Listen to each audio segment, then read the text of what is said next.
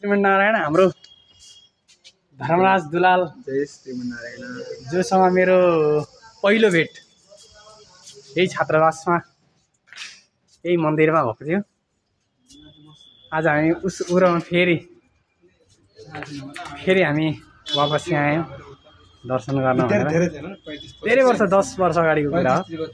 सानो मान्छे पनि अब यत्रो भइसक्यो, लाठे भइसक्यो होइन। हामी बस्ने उहरू के अरे छात्रावासहरू नै हुन्, यहीँनिर बस्थ्यौँ। यहाँ एउटा मन्दिरको के अरे क्लास थियो, त्यो धेरै वर्ष पछाडि फेरि पुरानो यादलाई ताजा गऱ्यौँ आएर, रमाइलो भयो। यहाँ हाम्रो रसोई, यहाँ चाहिँ रसोई बन्थ्यो अनि किचन। यहाँ हाम्रो सन्ध्यावन्दन गर्ने ठाउँ पुरानो, यहाँ सन्ध्यावन्दन पूजा आदि कार्यक्रमहरू हुन्थे। अनि यहाँ हाम्रो गोदा हरिदेव मन्दिरको मेन मन्दिर भगवान् यहाँ हुन्छ विराजमान भित्र। अनि यस्तै थियो पुरानो हाम्रो छात्रावास।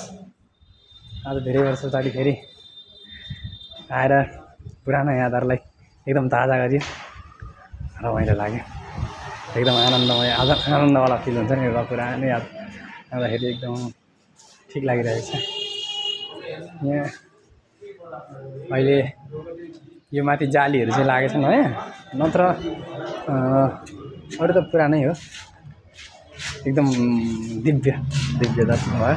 म बाहिर देखाउँदैछु, बाहिर गेट यस्तो थियो। अहिले त पहिले त धेरै ठुलो गेट जस्तो लाग्थ्यो, अहिले त सानो जस्तो लाग्थ्यो। अब उमेर सँगसँगै मान्छे पनि ठुलो भयो।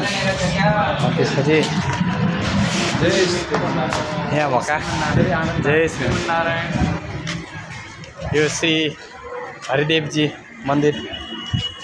यहाँको परिसर चाहिँ यस्तो छ। अगाडि पछाडि यो बुटो थियो कि बुटो थियो ल।